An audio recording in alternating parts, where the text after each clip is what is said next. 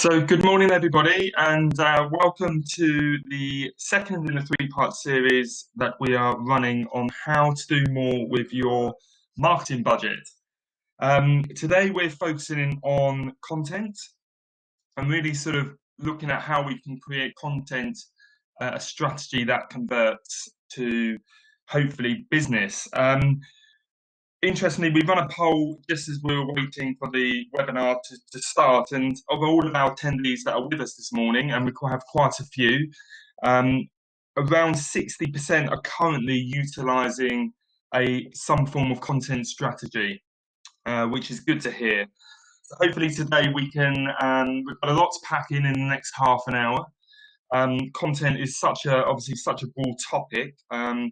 So we'll do our best to hopefully share some insights and give you some sort of nuggets to take away. So hopefully you can look to implement that when you're developing either a new content strategy or creating your first. Just to introduce us to you, I'm Joe Baily, and the other presenter we've got today is Jack Turner. Just a little bit about myself. I set up Generate UK back in 2008.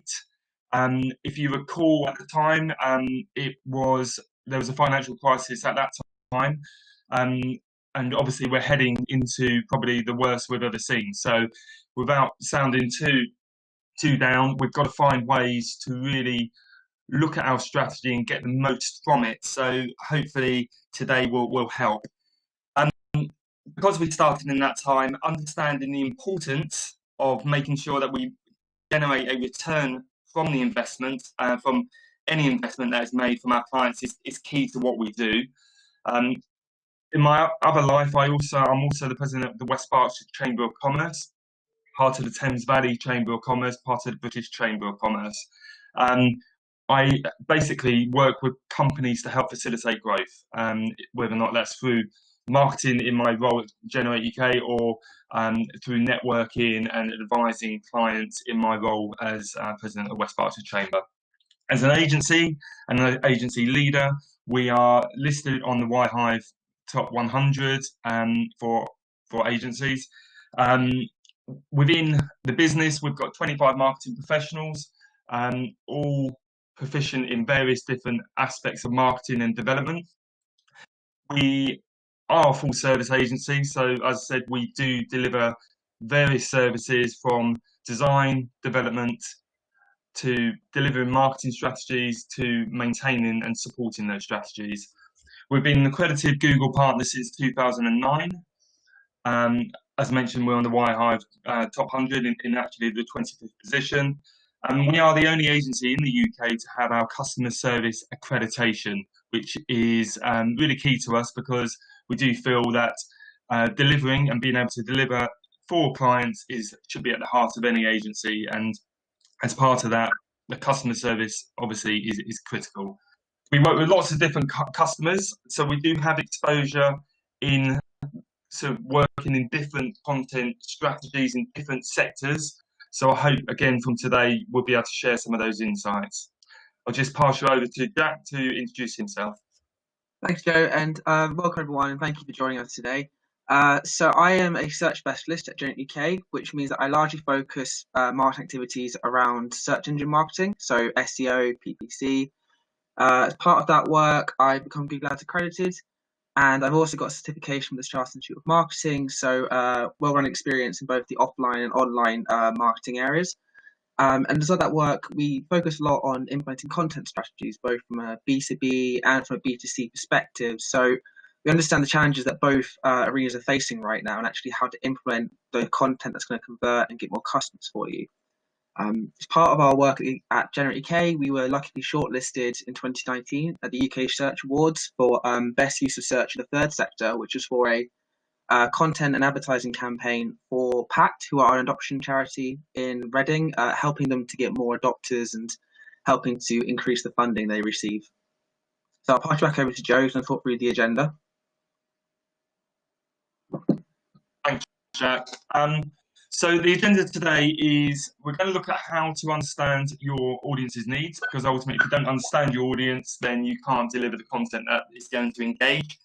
How to communicate with your audience effectively, looking at how we turn features into benefits. And this is a big one for us. We work with lots of clients that come to us and they've got all these great ideas and all the features around what they're delivering, but they actually forget about what are the actual core benefits it delivers to the client. So being able to transfer those feature-led insights into benefits, which then we hope then converts.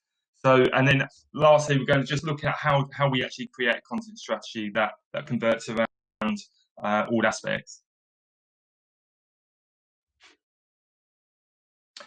At the end, or actually during the webinar, if you do have any questions, there's a Q&A button just at the top. So feel free to utilize that, and we'll try to get to as many questions as we can during the course of the next sort of 25 minutes. But as you can appreciate, there are time constraints. So if we can, we will. If not, we'll try to get them towards the end.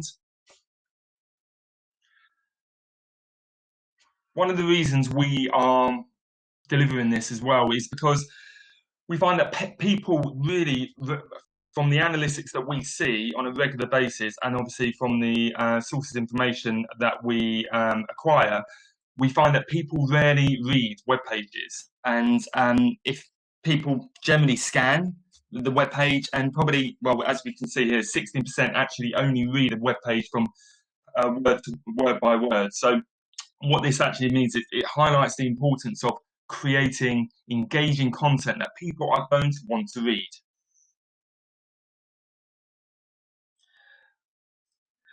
So why is this? Well, as we all know, we are living in a very sort of a big world with many various different devices, and also where you can actually gain content now is everywhere. So you have so much access to information, and basically if your content isn't fulfilling their need and creating the value to your visitor, then obviously they'll look for somewhere else to gain that content.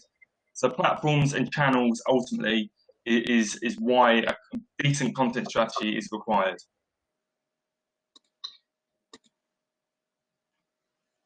So I'm just going to pass you over to Jack now, who's going to talk about establishing your goals.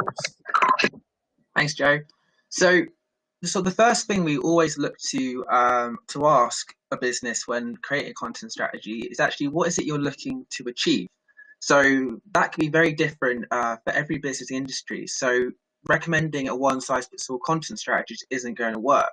For example, one business might be looking to achieve more sales, someone could be looking to build more brand awareness, and someone could just be looking to create a community, having a group of brand evangelicals that will discuss and share content about the brand.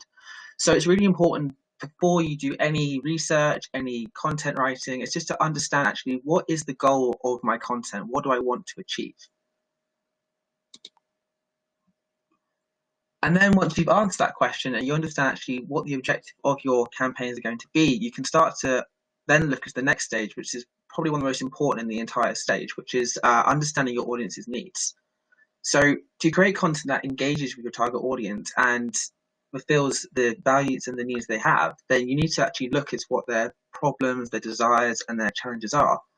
If you don't understand actually what challenges your customers are facing currently, then you won't really be able to provide content which fulfills the needs and gives them values to make them want to continue to read on, to engage with your website, to engage with your brand. So it's really important that you get to the heart of actually what your audience's needs are. So how do you do this? Well, there's two steps we always recommend in researching your audience. And the first is to look inside your business and to look at internal methods of research.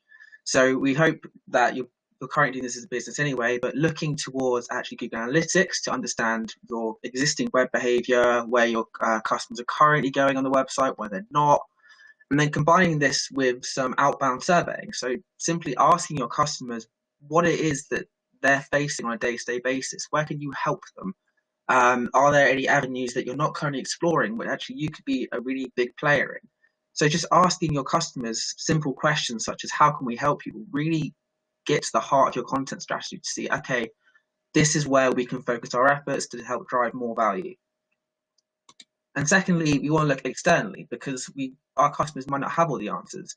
So outside of your own topics you're aware of, you can use tools such as Google Ads and Google Trends and Answer the Public to really deep dive into topics you may not have considered previously. So Google Ads is a really great tool for understanding existing search volumes to actually see for a given topic or a question how many people are actually searching this, because you can then start to build understanding of where you can focus and prioritize your content marketing. And then Google Trends provides a really valuable insight into when's the best time to create content. For example, you might want to focus any articles around winter, around sort of the beginning of September, October, so that by the time it gets to November, you've really bedded in your content. And also you can see within that Google Trends when people are searching for a given topic. And then finally, Answer the Public is a really great free source for finding new ideas and new questions to ask when creating content. So Answer the Public scrapes through Google, and it provides a list of all the questions, the comparisons, the prepositions that someone will put in around a given topic. So if you're looking to really bolster out how much content you create, we always recommend using Answer the Public as a free tool to help with that strategy.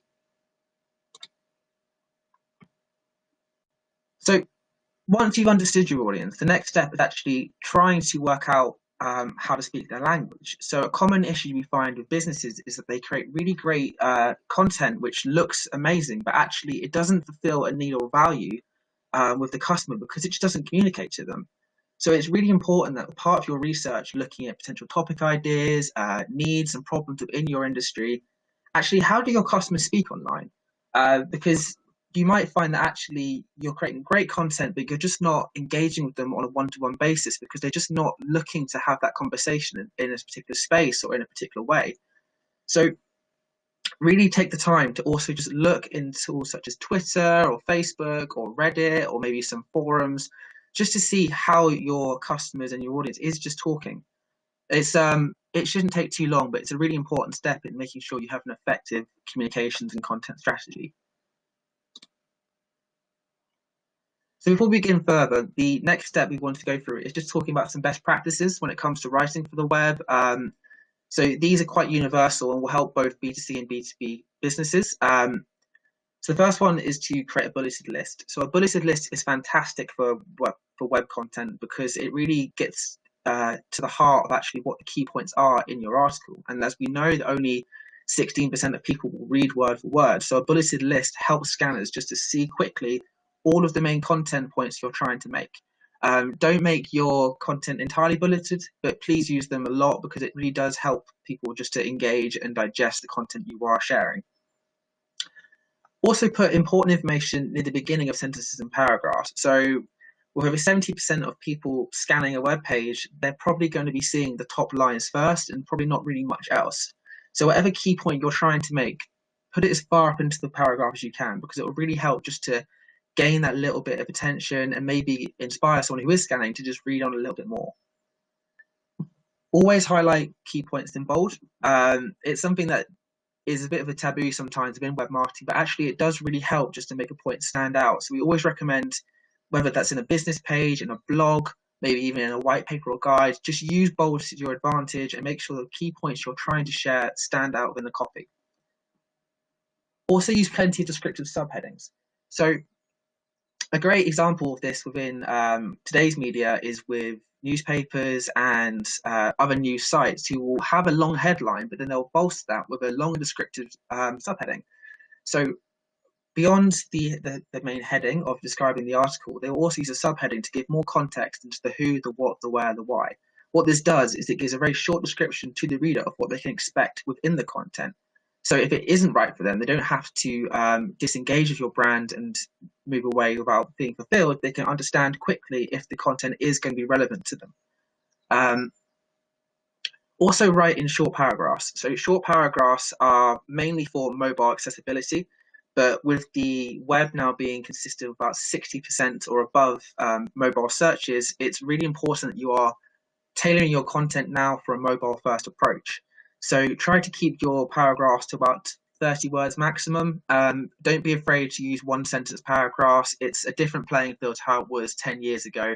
So try and focus your marketing towards mobile, and you'll have a much more accessible and engaging content piece. And then finally, use plenty of white space.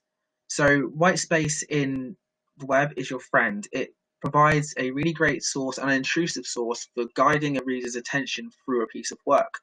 A great example here is with the introduction to web accessibility, which is a really great hub for how to create accessible content that's engaging. So within this page, you can kind of see from the bulleted list, there's plenty of white space to the right of the page. What this does is it brings your attention through to the bold page contents, but actually provides the reader with more information and more reason to engage and read through the bulleted list. So within your pages, make sure that you're not overfilling the page, make sure you're trying to keep margins in place, and don't worry about using left or right indents. Have some white space because it will really help to guide a reader's attention through a page. So the core question that your content strategy should be answering in every piece of content you make is the question of what's in it for me. So it should be immediately obvious to a customer what they will gain from your content within the first 5 seconds. If it doesn't provide that, then visitors are just going to bounce off. That could be a landing page, a product page, a blog, a video. If you're not providing the answer of actually what's in it for me, then you're not providing visitors with enough reason to continue to engage with your content. So always look to answer the what's in it for me question. And a great way of doing this is to be benefit led, because if you're providing a benefit to your customers and to potential visitors and inquirers, you really need to make sure they understand what you are going to be providing them. We at Generate, we like to use the AIDA model, which is an advertising principle of attention, interest, desire, and action. So in every piece of content or headline we create, we want to make sure that we're trying to grab the reader's attention as quickly as possible, spark some interest and desire, and then end that with an action. So that the customer is aware within the first steps of interacting with our pages, what it is they're going to gain, what it is they need to do. And a great example of this away from us is with a landing page builder called Unbounce. So Unbounce create landing pages, so you'd hope they'd be very good at making them. And this is a great example of how they have got the expertise for this. So within their main headline, they hit the attention, the interest, and the desire in a handful of words in get more conversions with Unbounce landing pages. So your attention is immediately drawn to such a statement as get more conversions, and they follow that up with the how as well. So a really great example of how you can create really engaging headlines that will help people to engage more with your site. And then they follow that up with an action. So there's actually 3 actions, but we're going to look at the top 2 because they're a bit more prevalent, which is preview the builder and start your free trial. So for those who are ready to convert, what Unbounce have done really well is provided a number of different options for how a customer can take that next step. So don't be afraid to have 2 or 3 actions within your copy, because what it will do is it will mean that you're fulfilling all bases between the different needs of a customer, because customer A could be quite high up at the funnel, not ready to make the next decision step, but wants to learn more, whereas customer B might be a lot further along the research stage and might be more interested in starting a free trial. So always make sure that you're trying to hit as many different action points as you can to ensure you're going across the funnel more effectively. So we've got a couple of examples here of different ways that businesses and news organizations are using the AIDA model really effectively in creating online content. So 2 of these go through the method of being really descriptive in their headlines. 2 of these go down the more interest action. So the first one we look at is actually ourselves, which is a blog that Generate UK wrote, Google Ads, how to reduce wasted spend and improve performance. So in this headline, we're providing a lot of context straight to the reader of the channel from which we're going to be talking about, as well as what the reader's going to learn as a result of clicking through this blog. And it's been a really effective medium for us in communicating to our customers because we're giving them value straight off the bat, and actually we're seeing some really good click-through rates because of this. Another way that this is occurring is with news sites such as the Daily Mail, who create really long descriptive headings and subheadings to really sell their news stories. So with this one, it's what is the minimum amount of exercise you need to stay healthy during a lockdown? Experts reveal the ideal routine to follow every week. And what they're doing is they're providing lots of buzzwords such as minimum amounts, experts reveal the ideal routines, every week. All of these are good buzzwords to actually creating an easy to follow structure for someone who's looking to get into exercise. So someone will be more likely to click on that ad than if you were to just say how to stay healthy during lockdown, because it's not as effective in creating an engaging platform. So then the other side of the coin in terms of creating interest is through clickbait. So the first one we look at here is man tries to hug a wild lion. You won't believe what happens next. Spoiler alert, he hugs the lion. But what this does really well is they basically starting with words such as you won't believe what happens next. They're sparking a bit of interest and trying to draw you in to clicking the article. And it worked for me, and I'm sure that's worked for a lot of people as well. So any way you can spark interest through things such as things you need to be aware of, or you won't believe what could be happening to your business, these sort of buzzwords really are effective in creating interest. And then finally, YouTube. So for video marketing, interest and creating interest is one of the biggest challenges that you can have within such a big space nowadays. So one example here is buying the 7 strangest things Wish recommended me.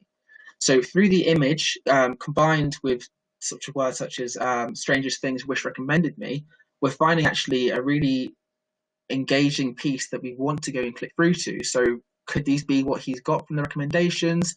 Could this be something, could it be something weirder on the other side? What will there be there? And with the advent of having 7, I know immediately how much I can expect from the content. So a really good way of gaining that interest and desire to click through and see more.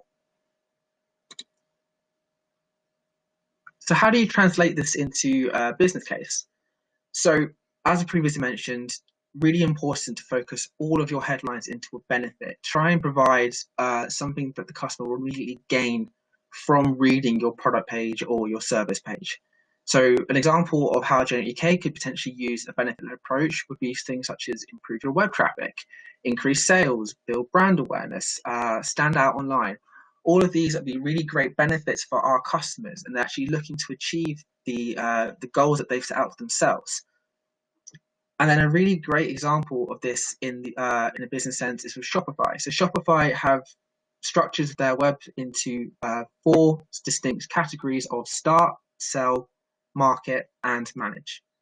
So within this page, we have sell everywhere.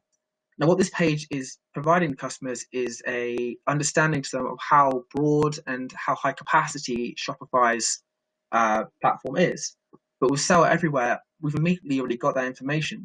From 2 words, we already know what we're going to gain from using Shopify and how Shopify can help us, which is a really great headline. So always try and be benefit-led in your headlines and get to the heart of actually what your customer needs from your business. So how do you turn features into benefits? How do you go from what could be a very boring feature and turning it into a benefit which is really going to spark some interest and some desire within your audience? So try and look past the function. The function isn't what's going to draw a reader in, it's the outcome. And a really great way of demonstrating how the function become an outcome is with Apple. So Apple are the masters of benefit-led marketing. So for example, within this simple function of a 9-hour battery life, Apple have flipped on its head to keep scrolling to your heart's content. What this has done is it actually provides the outcome to me as a result of a 9-hour battery life. I can continue to talk to friends online for longer. I can scroll through Facebook and Instagram. I can watch more YouTube videos. Actually, it's a really great outcome for me to having the new iPhone because it means I can do what I love for longer. Secondly, all new dual camera system it's just got a whole lot harder to take a bad photo. So immediately through the dual camera system, I'm aware that I can take better photos. So you could spell it out a bit simpler within the benefit and just say, take a better photo with our all new dual camera system. But as you can see, there's actually giving the outcome within the post makes it so much more effective in actually demonstrating the message and the benefit of the function. Thirdly, we have shoot and edit highest quality video, which in itself is an okay benefit. It's kind of along the right lines, but actually more effective is take your video up a notch, over a smidge, or down a hair, which really effectively communicates just the high capacity of the new video editing functionality, and actually demonstrates to the reader how much more of an outcome they will receive because they can see how effective it is. And then finally, a really boring one here, but just new night mode feature. It doesn't provide any context, no information. It's not a very good headline. But what would be is not enough light, no problem. Shoot high quality photos in the dark, immediately providing an outcome and a benefit. I can take better photos at night, which has been a common challenge for a lot of photographers for a long time, especially with mobile devices. So once you've gone about establishing your goals, creating a understanding of your audience, and then beginning with the fundamentals of creating engaging web quality content, actually, how do you go about the next step, actually creating that content strategy? So as you previously mentioned, it's so important to focus on your customer's needs. At the end of the day, the person reading this is going to be your customer. You're not reading this for yourself. So make sure it's focused towards them. They're searching for problems, so try to understand their pain points and try to create content that answers this question. And also try to think outside the box when looking for gaps in the market, because if you conduct a search online for any search term, you're likely going to find hundreds of thousands of results of someone trying to already answer that question. So it's really great to look at maybe different channels that others may not have considered yet. For example, if someone's looking for help with a particular IT issue, maybe you could go away from writing a long form blog content that answers loads of technical questions and instead maybe pivot to video and actually create smaller videos that answer individual questions within a wider topic. It may not be something that your competitors or others have considered yet, and it may be something that really differentiates you within the market and helps you to gain some more engagement and stand out.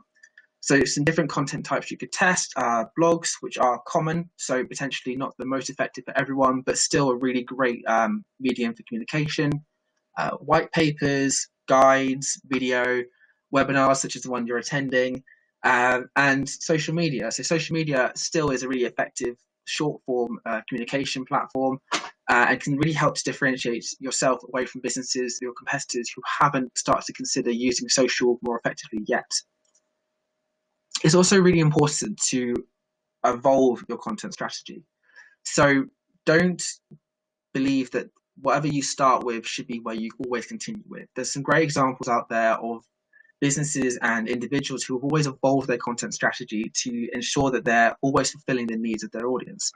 And a great example of this in the wider world is actually with Lady Gaga. So Lady Gaga is one of the best content creators out there, and I'll kind of explain why this is, especially it's more relevant to your business.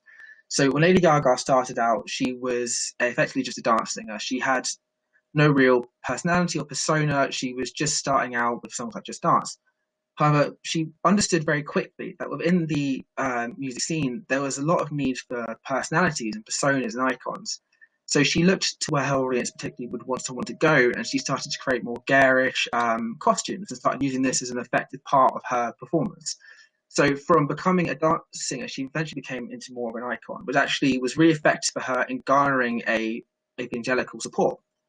However, with the passage of time, her audience was not always going to want this. Her audience was going to mature, and so she had to mature along with it, which is something she did really effectively, pivoting to more sort of country music, which is actually a massive step away from where she first began.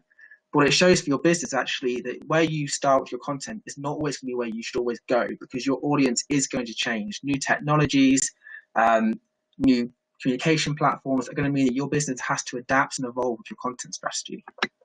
And eventually, she even pivoted away from music completely and into film. So from where she started as a dance singer to an Oscar-winning actress, we've seen an evolution in how her content strategy has evolved over time. So it's really vital that you keep an eye on how your content engagement is going, and then make sure that you are continuously evolving with your audience's needs. So once you've begun the bare bones of your content strategy, looking at what content you're going to produce, the audience needs and search topics, how do you go about implementing your content strategy? So the first thing we always recommend to a customer is to just be regular in your content creation. It doesn't have to be perfect. It just needs to be regular, because you'll always get better every time you do a piece of content, whether that's a blog, a video. Practice makes just everything better.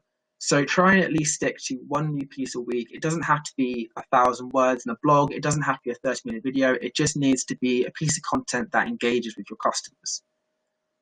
And then secondly, be consistent with this content creation. So if you start posting out on a Tuesday, maybe try and stick to posting out on a Tuesday, because over time your audience will begin to expect the content on this day, and actually creates a really strong engagement routine, because we're all creatures of habit. If we are expecting a piece of content to be delivered on that certain day, then we'll just carry on with that trend.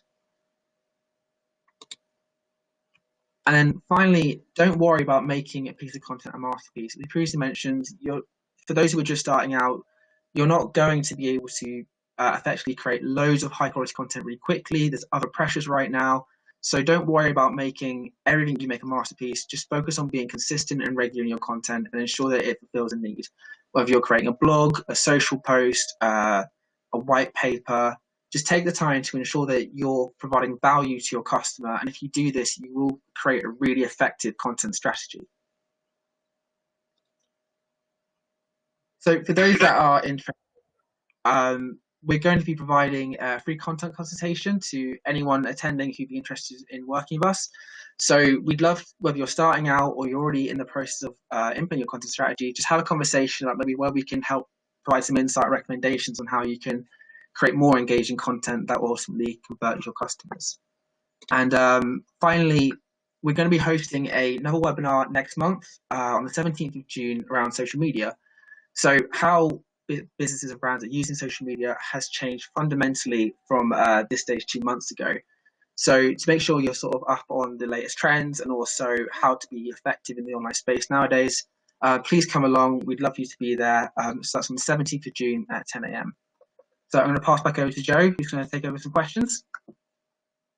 Hi everybody, thanks ever so much, Jack. It was excellent, good to run through sort of the key aspects of a content strategy. So for anybody that does, I know we've sort of run out of time, but if anybody has any questions, we did have one question from Tim about social media, but I hope from what Jack mentioned about the social media webinar on the Wednesday the 17th of June at 10 o'clock, and hopefully we can go through a bit more in depth with regards to social media. But if anybody's got any other questions, it doesn't look like there's many questions coming in at the moment.